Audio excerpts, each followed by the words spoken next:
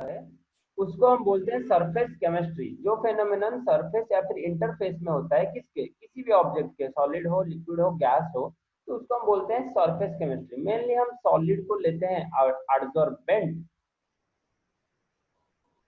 Adsorbent कौन होता है, जिसके ऊपर पार्टिकल्स आके एडजॉर्ब होते हैं। और सॉलिड पार्टिकल्स या फिर लिक्विड पार्टिकल्स या फिर गैस गैस पार्टिकल हमारा बनते हैं एडजॉर्बेट, जो आके एडजॉर्ब होता है। ओके, ये दोनों टर्म थोड़ा अपने दिमाग में डाल दो। तो हमने एडजॉर्प्शन के बारे में पूरा क्लियर से डिस्कशन किया था पिछले क्लास में। ओके, तो किसी को कुछ डाउट है तो पूछ लो मुझे। एडजॉर्प्शन के बारे में डिस्कशन किया था, ये चारों पॉइंट्स भी हमने समझे थे। ओके, एप्लीकेशन ऑफ एडजॉर्प्शन पहला पॉइंट, दूसरा पॉइंट, ये सब हमने पढ़े थे। यहाँ पर सारा हर जगह एडजॉर्बेंट था क्या, चारकोल था। और इधर एक जगह एडजॉर्बेंट था सिलिका जेल। सिलिका जेल क्या करता है, एयर से चारों तरफ प्रेजेंट मॉइस्चर या फिर H2O गैस को अपने अंदर समा लेता है, H2O गैस को अपने अंदर समा लेता है। तो उसको क्या बोलते हैं हम, अरे उसको क्या बोलते हैं, वो एक हाइग्रोस्कोपिक मटेरियल है। ये टर्म लिखो, हाइग्रोस्कोपिक वाला टर्म लिखो। हाइग्रोस्कोपिक, हाइग्रोस्कोपिक क्या होता है, बायोलॉजी के बच्चे को पता होगा क्या होता है हाइग्रोस्कोपिक। जो मॉलिक्यूल या फिर जो प्लांट या फिर जो भी कंपाउंड, मॉलिक्यूल और कंपाउंड, बायोलॉजी के लिए प्लांट है, इधर हम मॉलिक्यूल या फिर कंपाउंड बोलेंगे, विच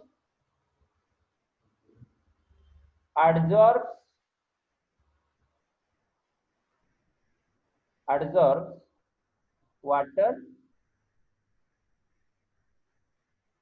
मॉलिक्यूल।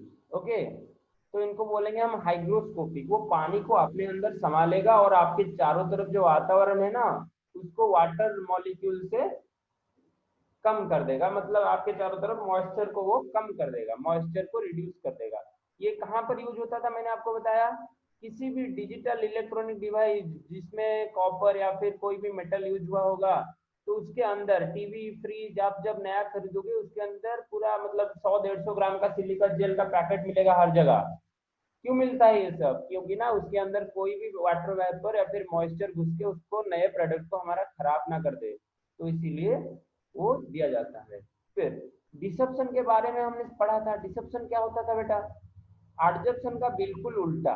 अगर एडजर्प्शन होता था सरफेस के ऊपर लगना, तो डिसेप्शन क्या होता था, सरफेस से वही पार्टिकल को हमें एडजर्ब सब्सटेंस को हटाना। ओके, वो बाय एनर्जी हो या फिर फिजिकल प्रोसेस से हो, एनर्जी देके केमिकल प्रोसेस से हो या फिर फिजिकल प्रोसेस से हो, उसके बारे में आज हम डिस्कस करेंगे अपने क्लास में, फिजियोसॉप्शन और केमियोसॉप्शन के बारे में। तो ये मैंने आपको बताया था होमवर्क करने के लिए। कौन कौन किया, विश्वजीत, अमित, कविता, कौन होमवर्क किया, एडजर्प्शन वर्सेस अब्जर्प्शन कौन किया है, कर दिया। कर दिया। और बाकी दोनों, सर मैंने भी किया है, पर थोड़ा सा रह गया है। थोड़ा सा रह गया, पूरा कर दो। अरे 4-4 पॉइंट लिखना है, नहीं तो मैं ग्रुप में आप लोगों को भेज दूंगा। 4-4 पॉइंट मैं खुद लिख के भेज दूंगा। सर लिखिছি हाँ सर ठीक है। ଦିଟା ପଏଣ୍ଟ ଲେଖିଛି ଦିଟା ଲେଖା ଲେଖିଛି ଏପଟ ଆଉ ଦିଟା ତା दुई ଦିଟା पॉइंट पाइलु क्या विश्वजीत, दुई दुईटा पॉइंट पाइल ना कौन। सर ଦିଟା ଲେଖିଛି। ओके ओके, कोई बात नहीं, 4-4टा लिखिदेवा, ମୁଁ तुमको लिखिକି पठेଇଦେବି, टेंशन ଆଜ୍ଞା नहीं। 4-4टा एटा सर लिखिକି ଆଉ सर चैप्टर 4 डाउट थिला क्वेश्चन। चैप्टर 4 क्वेश्चन डाउट थिला, तापे हमें अलगा सेशन रखबा हला। ଆଜ୍ଞା तापे हमें आज रात्रि रखिदेबा, ताकू भी पचार दबो, तमरो फिजिक्स क्लास नथिला बेले आज रात्रि रखिदेबा। ओके ठीक है सर गोटे मु पॉइंट एठी देखि सर बुझिलेन कौन पचार, तासले जो अब्जर्प्शन रे लिखितला कि टेम्परेचर किसी इफेक्ट नाही आ एब्जर्प्शन रे टेम्परेचर लोअर थिले ही वर्क करिवो। that is not completely true. Okay, absorption रे टेम्परेचर रो इफेक्ट नहीं, एटा फैक्ट। बिकॉज तुम्हें स्पॉन्ज लेके जाते हो, एक स्पॉन्ज लेके जाते हो, एक स्पॉन्ज लेके जाते हो, उसको हम पानी में डालते हैं या फिर सर्फ में डालते हैं। वो अगर आप 100 डिग्री में भी डालोगे या फिर 80 डिग्री में भी डालोगे तो उसमें भी पानी अब्जॉर्ब होगा, और आप अगर 0 डिग्री में भी डालोगे उसमें भी पानी अब्जॉर्ब होगा। एक्सटेंट ऑफ अब्जॉर्प्शन के बारे में मैं नहीं बोल रहा हूँ, अब्जॉर्ब होगा, बट एब्जॉर्प्शन के लिए, एब्जॉर्प्शन के लिए एक स्पेशल कंडीशन चाहिए बेटा, जैसे कि हाई टेम्परेचर और लो टेम्परेचर।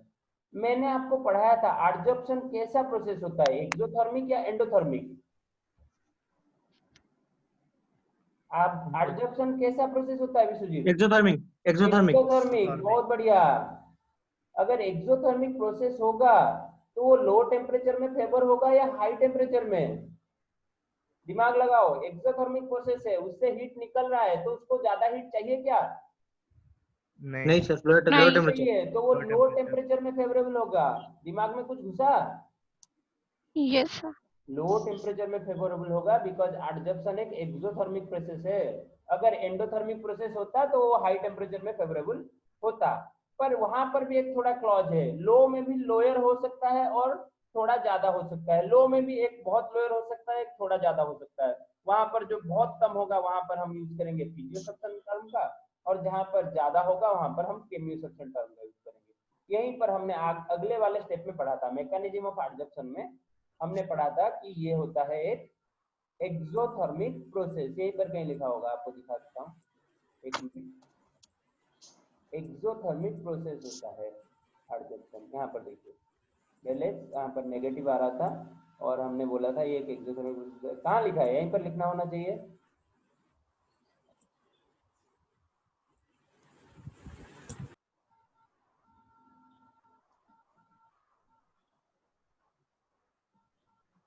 ओके, यहीं पर ही कहीं लिखा होगा। आप अगर बुक अच्छे से पढ़ेंगे तो दिखेगा, मुझे यहाँ पर नहीं मिल रहा है कहीं, बट लिखा है adsorption is a exothermic process.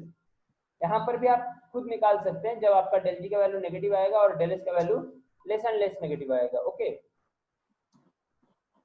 फिर अब चलते हैं आज के टॉपिक पर। अभिनंदिता, ये प्रीवियस क्लास डिस्कशन करते एडी आसा today's topic types of adsorption. Okay, today's topic types of adsorption. Class लंबा चलिए, बस जाओ टिके भलरे, कॉपी बाहर करो, कॉपी निकालो सब, और टाइप्स ऑफ एडजॉर्प्शन हेडिंग डालो। टाइप्स ऑफ एडजॉर्प्शन हेडिंग डालो। कैसे हम एडजॉर्प्शन को डिवाइड करेंगे, तो वहां पर फैक्टर्स क्या क्या हैं। हम एडजॉर्प्शन को टाइप्स में डिवाइड करेंगे, वहां पर फैक्टर्स है, एक है van der Waals force,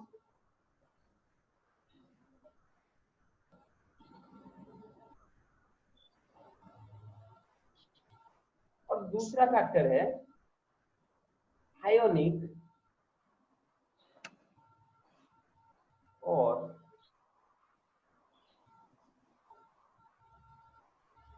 rough copy निकालना बेटा, नोट कॉपी में ये सब नहीं लिख देना। आपको मतलब ऑनलाइन क्लास में आपको थोड़ा ज्यादा दिक्कत होगा, आपको खुद नोट बनाना पड़ेगा या फिर मुझे बना के आपको पीडीएफ देना पड़ेगा। कोवैलेंट बॉन्ड, आयोनिक या फिर कोवैलेंट बॉन्ड। तो पहला फैक्टर है वैन डर वाल्स फोर्स। ये पता है आपको, मैंने गैसीय स्टेट में बताया था वैन डर वाल्स फोर्स एक वीक फोर्स है या स्ट्रॉन्ग फोर्स है? वीक फोर्स होता है ये van der Waals force. But ionic bond या फिर कोवैलेंट बॉन्ड ये क्या होता है, स्ट्रॉन्ग या वीक? अरे स्ट्रॉन्ग बॉन्ड्स होते हैं, मुंह तो खोलो थोड़ा, स्ट्रॉन्ग बॉन्ड्स होते हैं। ओके, तो इस दोनों फैक्टर को लेके हमने डिवाइड किया है किसको, एडजॉर्प्शन को। एक को हमने बताया फिजियोसप्शन। फिजियोसप्शन का पूरा वर्ड होगा फिजिकल एडजॉर्प्शन, फिजियोसप्शन या फिर फिजिकल एडजॉर्प्शन। और ये दूसरा टर्म हमने बताया केमियोसप्शन या फिर केमिकल एडजॉर्प्शन, केमियोसप्शन या फिर केमिकल एडजॉर्प्शन। तो इन दोनों के बारे में लिखेंगे। अब आप अपने बुक में हेडिंग दीजिए फिजियोसप्शन, बुक में या फिर कॉपी में, जो भी जहां पर भी लिख रहे हो। ओके, सबको दियो हेडिंग, जितने भी अभी स्टूडेंट बैठे हैं, 5 बच्चे। लिप्सा, तेरे पास कॉपी है या नहीं है? लिखो अच्छे से कॉपी में। और अभिनंदिता, आप अभी खा के आई हो, कॉपी में लिखो। और बाकी ये तीनों तो लिख रहे हैं, लिखो।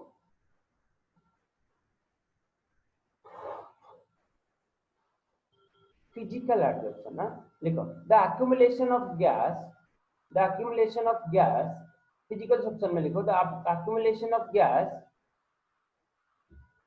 on the surface of solid occurs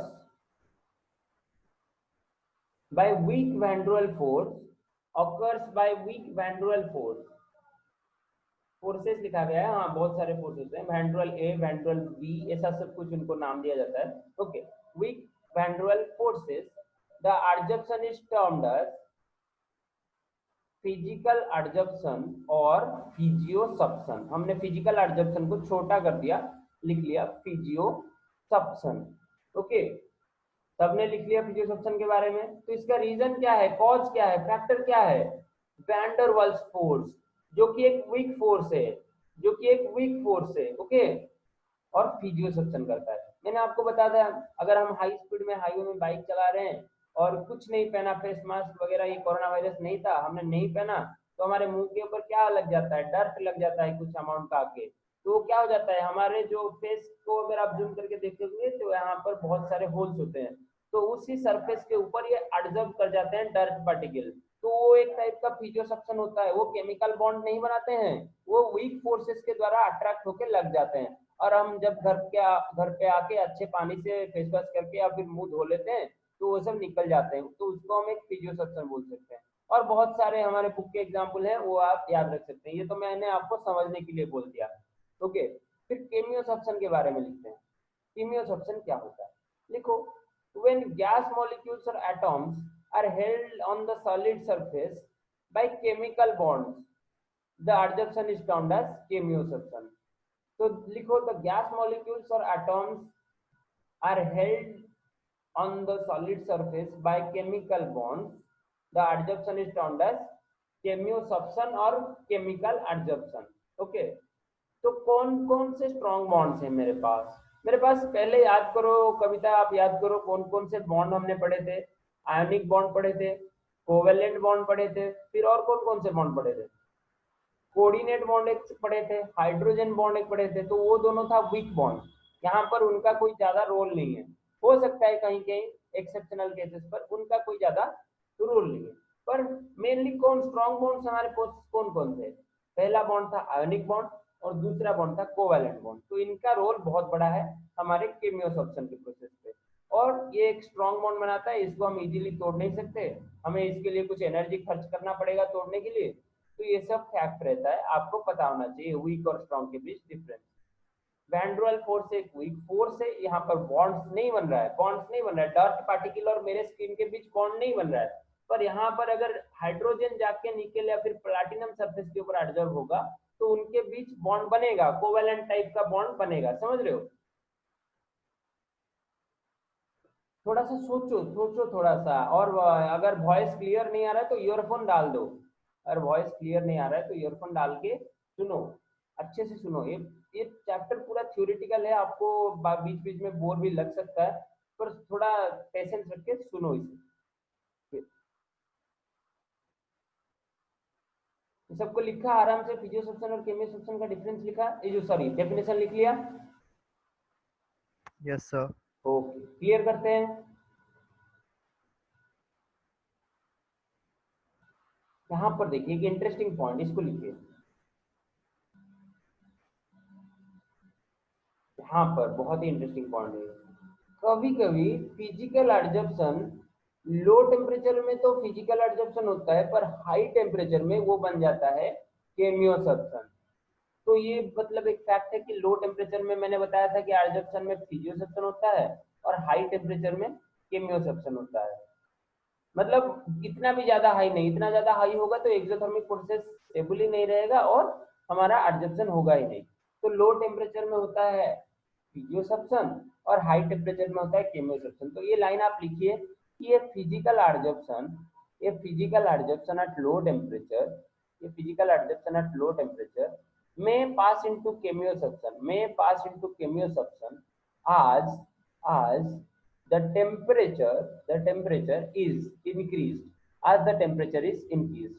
तो ये एग्जाम्पल पूरा आज इट इज एग्जाम में पूछा गया है, ये एग्जाम्पल पूरा आज इट इज एग्जाम में पूछा गया है। क्या है पूछा गया है ना, dihydrogen is the first adsorbed on nickel by van der Waals force. मैंने बताया निकेल क्या करता है ना, डाईहाइड्रोजन को एब्जॉर्ब करता है। कौन से प्रोसेस में? ये है निकेल का सरफेस, ये निकल मेटल का कुछ सरफेस, अरे पूरा प्लेन नहीं होगा, थोड़ा उबड़ खाबड़ होगा। यहाँ पर हमारा H2 आता है, डाईहाइड्रोजन। तो ये बॉन्ड टूट जाते हैं और यहाँ पर एक वैन डर वाल्स अट्रैक्शन होता है। बॉन्ड नहीं बनाया अभी, देखो बॉन्ड नहीं बन रहा है, डॉटेड लाइन में रिप्रेजेंट कर रहा हूँ, एक वैन डर वाल्स अट्रैक्शन होता है।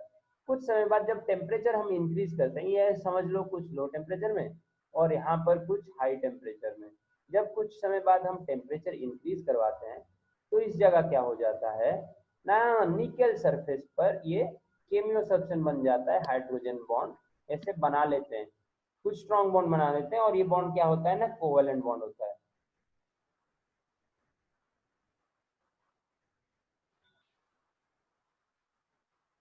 ओके, तो यही बात इस एग्जाम्पल में लिखा गया है, आप इसे कॉपी में आज इट इज लिख दो, बिकॉज आज इट इज ही आपके एग्जाम में पूछा जाता है। लिखो और मेरा बात सुनो, मेरी बात सुनो, क्या सुनो ना, इस बार आपने अभी 2-3 दिनों में हमारा जो क्लास नहीं हुआ है तो उस समय बहुत कुछ हो गया है। सीबीएसई ने आपका रिड्यूस सिलेबस निकाला था, उसके बाद उन्होंने 12th का रिजल्ट निकाला, उसके बाद उन्होंने 10th का रिजल्ट निकाला और आप लोगों ने देखा कि इस साल पासिंग परसेंटेज बहुत ज़्यादा बढ़ गए हैं। क्यों? एक फैक्टर है जो हम बोलते हैं क्या, उनको कुछ क्या हमदर्दी है बच्चों से कि कोरोना वायरस से जूझ रहे थे, पर वो उस वाले बैच तो कुछ जूझ भी नहीं रहे थे, उनका तो क्लास भी सही से हुआ था, पर आप लोगों का क्लास सही से नहीं हो रहा है। डिजिटल प्लेटफॉर्म है, ओके, डिजिटल प्लेटफॉर्म है, आप लोगों को थोड़ा दिक्कत हो रहा है अडाप्ट करने में, तो हमें अच्छे से अडाप्ट करना है। और आप लोगों के लिए ये जो सिलेबस डिक्रीज हुआ है, ये जो सिलेबस डिक्रीज हुआ है वो और एक बार भी डिक्रीज होगा, वो और एक बार भी डिक्रीज होगा, अक्टूबर तक वेट कीजिए, वो और एक बार भी डिक्रीज होगा। तो हम इस डिक्रीज सिलेबस को अच्छे से पढ़ लेंगे और यहाँ से जो डिक्रीज हुआ तो वो अक्टूबर के बाद हम उसे छोड़ेंगे और बाकी जितना बचा हम उसको रिवाइज करके अपने बोर्ड्स के लिए तैयारी करेंगे। और इस बार आपके लिए हमदर्दी इंटू 100 हो जाएगा, समझ रहे हो? अगर पिछले बैच के लिए हमदर्दी थी तो आपके लिए हमदर्दी इंटू 100। तो इस बैच में आपको जितना परसेंटेज चाहिए, 85% चाहिए, 90% चाहिए, जितना परसेंट चाहिए उठा लो। ऐसा बैच मतलब गोल्डन बैच होता है, ऐसा बैच नहीं मिलेगा और कभी मतलब सीबीएसई के हिस्ट्री में भी आप नहीं पाओगे ऐसा बैच। तो जितना परसेंट आपको चाहिए उठा लो, थोड़ा अच्छे से पढ़ के उठा लो। देख रहे हो ना केमिस्ट्री में इतना सिलेबस रिडक्शन। सर एग्जाम जाए भी যদি ठीक ही नथिबो, एग्जाम जाए जदि ठीक हेबनी हां देन तो ऑनलाइन एग्जाम हो, घरे बसी कि नोट देखि एग्जाम दो, सेटा तावरी सुविधा 100% रही 100% काहे देबे सेटा हले हमदर्दी कटि जीव। तो तमर एग्जाम हो फेब्रुआरी आ मार्च बेलू सिचुएशन ठीक हो, जनवरी फेब्रुआरी बेलू तमे स्कूल 2 दिन जाओ, एग्जाम हो, सेटा भाबो, एमती भाबनी कि एग्जाम ही न हो। सर एथर भी तो हाईएस्ट उठी 100% प्लस 2 रे, सेटा को सब्जेक्ट रुचि, साइंस सब्जेक्ट रुचि कि ना ना टोटली ओवरऑल परसेंट 100% टॉपर। सी साइंस सब्जेक्ट की तारा सब्जेक्ट देखो, ज्योग्राफी, इंग्लिश, ओ सॉरी सर, स्टूडेंट ना सेथिरे उठे, तम साइंस रे कोडी उठछि, तम 99% 98% हाईएस्ट है। साइंस रे उठिन हां सर, बट मु से कथा कोनी, हाईएस्ट कथा कोनी, हाईएस्ट तो प्रति बैच रे उठे 99 एंड 98.8 प्रति बैच रे उठे। But I am telling about the fact that ever sub pass rate देखो और एवरेज परसेंटेज देखो, पिलांगर एवरेज परसेंटेज ग्रो करछि, माने यू टेक मतलब मोर प्रीवियस बैच रे जो स्टूडेंट माने 60 टू 70% रखिया कथा, दे स्कोर दिस ईयर केते 75 रु 80 ऊपर से माने स्कोर करछन, जो मानकर नॉर्मल एतिकी रखिया कथा as per there preparation. Okay, आ मतलब निहाती जो माने मतलब बैक भी लगेगा कथा से माने भी क्रॉस कर देजन, तो तमे भाबो कि तुमको आहुरी भी ठीक है रिलैक्सेशन मिलिबो मार्किंग रे। तो सेटा चिंता करिकी तमे टिके जिते भलो लिखि पारिबो से हिसाब रे तमे एई बैच रे लकी बैच रहिबो और भलो परसेंटेज स्कोर करिवो। तो मु सेया कहूची अटे चेष्टा करो हैला, चेष्टा करो आ लिखिलो तो एग्जांपल कंप्लीट करो। एबे आसीबा कैरेक्टरिस्टिक्स। अब आएंगे हम कैरेक्टरिस्टिक्स पर। क्या है ना, फिजियो सब्सटेंस का कैरेक्टरिस्टिक्स क्या होता है और केमियो सब्सटेंस का कैरेक्टरिस्टिक्स क्या होता है। अगर हमने ये दोनों कैरेक्टरिस्टिक्स को अच्छे से पढ़ लिया तो हमें डिफरेंस लिखने में कोई दिक्कत नहीं होगा। कैरेक्टरिस्टिक्स को हमने अगर अच्छे से पढ़ लिया तो हमें डिफरेंस लिखने में कोई दिक्कत नहीं होगा, एक तरफ फिजियो होगा एक तरफ केमियो होगा। तो हम पहले से कैरेक्टरिस्टिक्स को 1 by 1 पॉइंट लिखना या फिर पढ़ना शुरू करेंगे। अरे लिख ही लो रॉप में, पूरा पूरा मत लिखो, सिर्फ पॉइंट लिखो जैसे कि आपके दिमाग में छप जाए कि हमें फिजियो सेक्शन में ये पढ़ना है। ओके,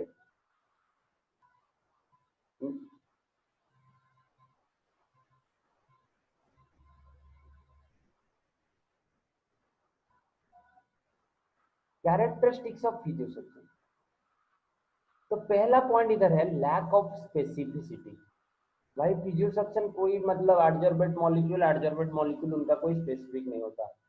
ओके, मेरे स्किन पर आके डर्ट लग सकता है, आयरन मॉलिक्यूल लग सकता है और कोई दूसरा मॉलिक्यूल भी लग सकता है, यहाँ तक कि पॉइजन जहर भी लग सकता है, समझ रहे हो। पर केमियोसक्शन में क्या होता है ना, केमिकल रिएक्शन के लिए आपको एक स्पेसिफिक रिएक्टेंट मॉलिक्यूल चाहिए जो कि दूसरे रिएक्टेंट के साथ रिएक्ट करेगा, समझ रहे हो। रिएक्शन के बारे में बहुत कुछ समझाया है आपको प्रीवियस चैप्टर में। तो ये है लैक ऑफ स्पेसिफिसिटी। क्या है ना, a given surface of an adsorbent does not show any preference for a particular gas as the van der force is universal. Okay, van der force of attraction एक universal है, तो वो किसी भी surface के साथ कोई भी गैसियस मॉलिक्यूल को फिजियोसेक्शन में जोड़ सकता है, कोई भी गैसियस मॉलिक्यूल को फिजियोसेक्शन में जोड़ सकता है, समझ रहे हो या नहीं समझ रहे हो। Lack of specificity. But chemisorption में आप क्या पढ़ोगे, वो एक स्पेसिफिक एडजक्शन है, मतलब एक हाइड्रोजन निकल के साथ या फिर पैलेडियम के साथ या फिर प्लैटिनम के साथ रिएक्ट करेगा। बट आप वही निकल के ऊपर अगर आप लेके नाइट्रोजन गैस लेते हो तो वहां पर केमियोसेक्शन नहीं होगा। ऑक्सीजन गैस लेते हो वहां पर केमियोसेक्शन नहीं होगा। बट आप फिर से अगर हाइड्रोजन या फिर H2 गैस में आ गए तो वहां पर केमियोसेक्शन हो जाएगा, समझ रहे हो ना। ये थोड़ा दिमाग में डाल दो। लैक ऑफ स्पेसिफिसिटी, ये पॉइंट समझ आ गया। अरे सबको समझ आ गया कि नहीं आ गया। Yes sir. फिर नेचर ऑफ एडजॉर्बेंट। एडजॉर्बेंट कौन होता है बेटा, जो आके एडजॉर्ब होता है, जो गैस होता है। सरफेस तो हमारा एडजॉर्बेंट है, जो आके गैस एडजॉर्ब होता है उसको बोलते हैं हम एडजॉर्बेंट। तो उसका नेचर कैसा होना चाहिए फिजियोसेक्शन के लिए। तो देखो, the amount of gas adsorbed by a solid depends upon the nature of the gas. So in general easily liquefiable gas, जो गैस easily liquid में convert होते हैं, in general easily liquefiable gas are readily absorbed। ये fact है बेटा, are readily absorbed। अगर हम इसके थर्मोडायनामिक प्रॉपर्टी में जाएंगे तो हमें पता चलेगा रीजन, बट हमें इतना कुछ नहीं जानना है। readily absorbed, तो easily liquefiable gas are readily adsorbed as van der Waals forces are stronger near critical temperature। अरे क्रिटिकल टेम्परेचर क्या होता है, critical temperature TC gaseous state में पढ़ाया था, क्या होता है क्रिटिकल टेम्परेचर अमित, मन अच्छी मन अच्छी तमें पढ़ी खाई सारे फेब्रुआरी मासर भूली गले सब छाड़ा। देखो, तो क्रिटिकल टेम्परेचर क्या होता है, जिस टेम्परेचर के नीचे आप गैस को और लिक्विड में कन्वर्ट नहीं कर सकते, जिस टेम्परेचर के नीचे आप गैस को और लिक्विड में कन्वर्ट नहीं कर सकते, वो होता है क्रिटिकल टेम्परेचर। ओके, तो देखो नियर क्रिटिकल टेम्परेचर हमारा रेट ऑफ एडजॉर्प्शन या फिर वैन डेर वाल्स फोर्स ज्यादा होता है। तो ये है नेचर ऑफ गैस का फैक्ट, नेचर ऑफ एडजॉर्बेंट का फैक्ट। तो यहाँ पर एक एग्जांपल दिया गया है कि 1 gram of activate charcoal adsorbs more sulfur dioxide at critical temperature than methane at critical temperature, which still more than 4.5 ml dihydrogen at critical temperature। तो 1 gram of charcoal sulphur dioxide को ज्यादा absorb करता है then methane उनके critical temperature. ये सबका critical temperature अलग होता है बेटा, सारे गैसेस का क्रिटिकल टेम्परेचर अलग होता है, किसी गैस का सेम नहीं होता। तो यहाँ पर 3 गैसेस दिए गए हैं, ये डाइहाइड्रोजन है, ये मीथेन है और ये सल्फर डाइऑक्साइड है। ओके, तो आपको क्या पता चला ना, मोर एब्जॉर्ब्स मोर सल्फर डाइऑक्साइड, उसके बाद methane which is still more than dihydrogen. Okay, तो सबसे कम एब्जॉर्ब होगा डाइहाइड्रोजन। ये पॉइंट को आप ऐसे जिस्ट बना सकते हो क्या, नेचर ऑफ गैस में हम क्रिटिकल टेम्परेचर के पास, क्रिटिकल टेम्परेचर के आसपास जो गैस हम एब्जॉर्ब करवाएंगे तो उसमें ज्यादा एब्जॉर्प्शन होगा, उसमें ज्यादा एब्जॉर्प्शन होगा। और किस किस का ज्यादा एब्जॉर्प्शन होगा ना, पहले SO2 का होगा, उसके बाद मीथेन CH4 का, उसके बाद H2। और इन तीनों का क्रिटिकल टेम्परेचर क्या क्या है, उन तीनों को आप अपने कॉपी में या फिर रॉक में नीचे लिख लेंगे। क्या इसका है 630 केल्विन और इसके नीचे 190 केल्विन। ये छोटा छोटा ट्रिक है बेटा, आप ऐसा ट्रिक यूज करोगे तो आपको ये सब याद रह जाएगा इजीली। ये छोटे छोटे ट्रिक आप यूज करोगे तो ये सब याद रह जाएगा इजीली। तो ऐसे आपने बॉक्स बना दिया और एक बार आपके दिमाग में इस इमेज को स्कैन कर लिया, तो अगले बार आप जब इसे एक बार रिवाइज कर लोगे तो ये आपको याद रह जाएगा आसानी से। फिर हम नेक्स्ट पॉइंट में चलते हैं। ये पॉइंट समझ आ गया सबको, विश्वजीत, अभिनंदिता, अमित, कविता, श्रुति, कौन जी भी अच्छा है लिप्सा, समझ हाँ सर। ओके, अब ये तो एक आसान पॉइंट है। रिवर्सिबल नेचर क्या है ना, फिजिकल फिजियोसब्स्टेंस एक रिवर्सिबल नेचर का रिएक्शन है, एक रिवर्सिबल नेचर का रिएक्शन है। आपने केमिकल काइनेटिक्स सॉरी इक्विलिब्रियम में ये सब पढ़ा होगा। क्या होता है, सॉलिड के ऊपर गैस एडजॉर्ब हुआ और हम अगर उसको क्या करेंगे, हीट निकल रहा है, एक्सोथर्मिक रिएक्शन है, हीट निकल रहा है, ये सॉलिड गैस बना, पर हम यहाँ इस रिएक्शन को रिवर्ट कर सकते हैं। जिस जिस रास्ते ये बना था सॉलिड और गैस, सॉलिड गैस एडजॉर्बेट, यहाँ पर हम उसी रास्ते उतना अमाउंट ऑफ हीट इसको दे के हम इसको फिर बना सकते हैं गैस और सॉलिड, अलग अलग पार्टिकल। ओके, ये किस प्रिंसिपल से कंडक्ट हो रहा था, ली चैटलियर प्रिंसिपल। ये किस प्रिंसिपल से कंडक्ट हो रहा था, ली चैटलियर प्रिंसिपल, जो कि हमने पढ़ा था केमिकल इक्विलिब्रियम चैप्टर में। आप लोगों ने तो भूल गए होंगे, सब जहां भी पढ़े होंगे सब भूल गए होंगे। तो देखते हैं क्या होता है। यहाँ पर क्या लिखा है देखो, the more gas is adsorbed when pressure is increased as the volume of the gas decreases, and the gas can be removed by decreasing pressure since the adsorption process is exothermic। देखिए adsorption process exothermic है, and the physical adsorption occurs readily at low temperature and decreases with increasing temperature। ये है ली Chatelier principal. तो यहाँ पर ली Chatelier principal हमें क्या बता रहा है ना, लो टेम्परेचर में हमारा एडजॉर्प्शन फेवर करता है, जब आप इंक्रीज करते हो टेम्परेचर तो रिवर्सिबल रिएक्शन होता है, एडजॉर्प्शन तो नहीं हो पाएगा तो उसका रिवर्स होगा। अरे एक्सोथर्मिक रिएक्शन के लिए आपको लो टेम्परेचर चाहिए, अगर आप टेम्परेचर को हाई कर देते हो तो क्या होगा, टूटने लगेगा, एडजॉर्प्शन टूटने लगेगा। ओके, फिजियोसब्स्टेंस में ये इजीली हो सकता है। फिर ये चौथा पॉइंट एक बहुत ही इंपॉर्टेंट फैक्टर है, सब लोग इग्नोर कर देते हैं इसे। क्या है ना, सरफेस एरिया ऑफ एडजॉर्बेंट। जो एडजॉर्बेंट आप ले रहे हो, आप इतना छोटा ले रहे हो 1 सेंटीमीटर स्क्वायर, अरे एरिया किससे नापते हैं, सेंटीमीटर स्क्वायर या फिर मीटर स्क्वायर से, या फिर बड़ा ले रहे हो 1 मीटर स्क्वायर, या फिर बहुत बड़ा ले रहे हो 1 किलोमीटर स्क्वायर। तो इस पे भी हमारा डिपेंड करता है कितना एडजॉर्प्शन होगा। ये अगर ए हुआ, ये बी हुआ, ये सी हुआ, तो जहां पर सरफेस एरिया ज्यादा होगा वहां पर रिएक्शन करने के लिए हमें ज्यादा स्पेस मिलेगा और वहां पर एडजॉर्प्शन ज्यादा होगा।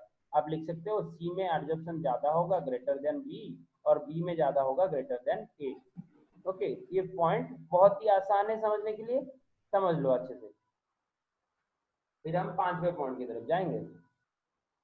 अरे चौथा पॉइंट और तीसरा पॉइंट सबको समझ आया? अगर नहीं समझ आया तो और एक बार रिपीट करेंगे। बताओ बताओ, इतने कम बच्चे में भी आप इंटरेक्शन नहीं कर रहे हो तो कैसे इंटरेक्शन होगा? बताओ, समझ आया नहीं या नहीं समझ आया? Yes, sir. Visual. हो गया? Visual. ओके, तो अब देखिए 5वां point, enthalpy of adsorption. Enthalpy को हमने क्या पहचाना था, डेल एच। ओके, तो आपको मैंने बताया कि एडजॉर्प्शन एक एक्सोथर्मिक प्रोसेस है, एक्सोथर्मिक प्रोसेस। तो उसमें से हीट निकल रहा होगा, उसमें से हीट या फिर एनर्जी या फिर एंथैल्पी निकल रहा होगा। तो यहाँ पर डेल एच क्या होगा, पॉजिटिव होगा या नेगेटिव होगा? ऑब्वियसली पॉजिटिव होगा बेटा, पहले क्लास में आप जूम करके जाओ, वहां पर मैंने क्या बताया था, अगर एक्सोथर्मिक प्रोसेस होगा तो एंथैल्पी पॉजिटिव होगा, एंडोथर्मिक होगा तो एंथैल्पी नेगेटिव होगा। कुछ तो रिवाइज कर लो। फिर यहाँ पर देखो, तो फिजिकल एडजॉर्प्शन एक एक्सोथर्मिक प्रोसेस है और केमिकल एडजॉर्प्शन भी एक्सोथर्मिक प्रोसेस है, बट यहाँ पर enthalpy of adsorption is quite low. ये एक्सोथर्मिक है पर वहां से कम हीट निकल रहा है, बिकॉज ये केमिकल रिएक्शन नहीं है ना बेटा, तो वहां से कम हीट निकल रहा है। This is because the attraction between the gas molecule and the solid surface is only due to weak van der force. अगर केमिकल बॉन्ड होता तो वहां पर ज्यादा हीट निकलता, पर वीक वैन डेर फोर्स की वजह से इनके बीच अट्रैक्शन है या फिर इंटरेक्शन है, तो यहाँ पर कम हीट निकल रहा है। वो हीट का अमाउंट कितना है ना, 20 किलो जूल से लेकर 40 किलो जूल पर मोल इनवर्स, 20 किलो जूल से लेकर 40 किलो जूल मोल इनवर्स। समझ आ गया? एंथैल्पी का फंडा समझ आया या नहीं समझ आ रहा है, या सब सो गए हो?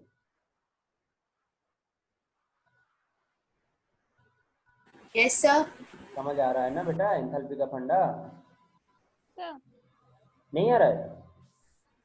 सर आ रहा है। आ रहा है, ओके। Yes sir.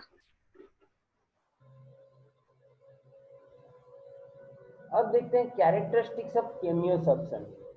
केमियोसब्स्टेंस में आपने फिजियोसब्स्टेंस में जो भी पढ़ा उसको उल्टा कर दो, केमियोसब्स्टेंस बन जाएगा। तो वहां पर हमने पढ़ा था लैक ऑफ स्पेसिफिसिटी, और यहाँ पर है हाई स्पेसिफिसिटी, मतलब एक ही टाइप के सरफेस के लिए वो एक ही और या फिर एक दो टाइप का गैस मॉलिक्यूल को प्रिफर करेगा।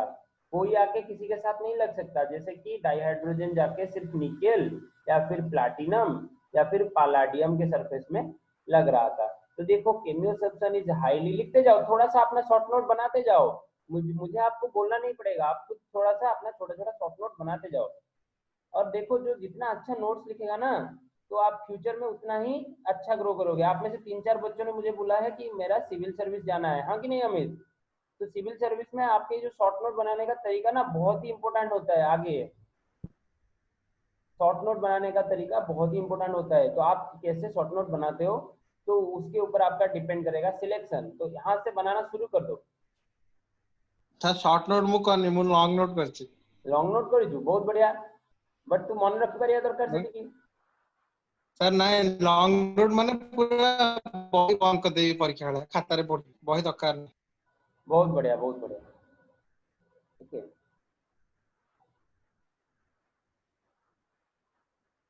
यहाँ पर देखो हाई स्पेसिफिसिटी मतलब एक ही एडजॉर्बेंट के लिए केमिकल बॉन्डिंग हो रहा है, तो एक एडजॉर्बेंट मॉलिक्यूल के लिए एक ही एडजॉर्बेंट मॉलिक्यूल। देखो एग्जांपल यहाँ पर दिया गया है, दूसरा एग्जांपल क्या ना, oxygen is adsorbed on metal by virtue of oxide formation and hydrogen is adsorbed by transition metals due to hydride formation। यहाँ पर देखो ये सब ट्रांजिशन मेटल है, यहाँ पर हाइड्रोजन एडजॉर्ब हो रहा है और ऑक्सीजन ऑक्साइड मेटल बन के एडजॉर्ब हो रहा है, ऑक्साइड बन के मेटल के ऊपर एडजॉर्ब हो रहा है। यहाँ पर दूसरा पॉइंट हम उधर पढ़े थे रिवर्सिबिलिटी, बट यहाँ पर हो रहा है इरिवर्सिबिलिटी। एक बार केमियोसब्स्टेंस हो गया, उसको बदलना, उसको पीछे ले आना बहुत ही ज्यादा मुश्किल है, मतलब इरिवर्सिबल है, हो ही नहीं सकता। तो देखो आज a chemical process involves formation of compound, compound बन गया, तो कंपाउंड को तोड़ने के लिए आपको उसका अल्टरनेटिव रिएक्शन करना पड़ेगा, आप उसी प्रोसेस को रिवर्स नहीं कर पाओगे, समझ रहे हो? And it usually irreversible in nature. Chemiosubstance is also an exothermic process, but the process is very slow at low temperature. The process is very slow at low temperature. और low temperature में सिर्फ फिजियोसब्स्टेंस ही क्या होता है, फिजियोसब्स्टेंस ही होता है favourable. But यहाँ पर एक टर्म लिखा है देखो, high activation energy. Chemical reaction होने के लिए मैंने बताया था ना एक्टिवेशन एनर्जी वाला कर्व। एक्सोथर्मिक का कैसा कर्व था, यहाँ पर होता था रिएक्टेंट और यहाँ पर होता था प्रोडक्ट। याद करो विश्वजीत और ये अभिनंदिता, याद करो, ये मैंने आपको पढ़ाया है। तो ये वाला पार्ट होता था एक्टिवेशन एनर्जी। Yes sir. ये है हाई एक्टिवेशन एनर्जी का फंडा। तो अगर हाई एक्टिवेशन एनर्जी चाहिए तो रिएक्शन करने के लिए हमें थोड़ा एनर्जी भी चाहिए, और एनर्जी या फिर हीट कहाँ से आएगा, टेम्परेचर वाले पढ़ने से। तो टेम्परेचर हमें ज्यादा रखना पड़ेगा। हेलो, हाँ भाई, कॉफी जो यूएसबी अडेप्टर और माइक का वो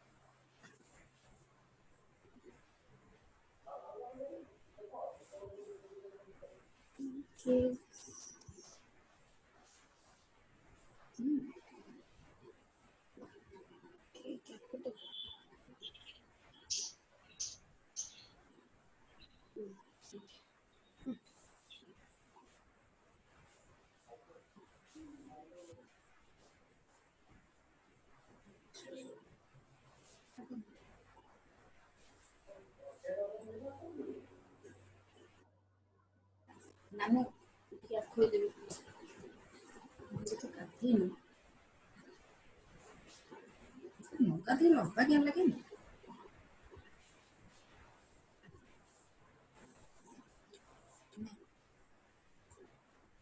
तो फिर फटाफट मैसेज कर दो कैसे काम करें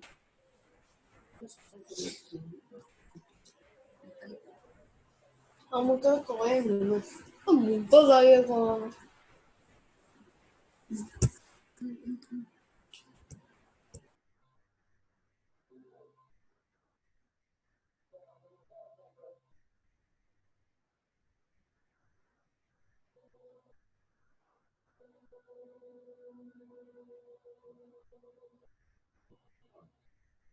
वेल मुझे लग रहा है कि आपने बाकी दोनों पॉइंट तो पढ़ ही लिया होगा, जैसे सरफेस एरिया वाला पॉइंट और एंथैल्पी ऑफ एडजॉर्प्शन वाला पॉइंट पढ़ लिया है या नहीं पढ़ा?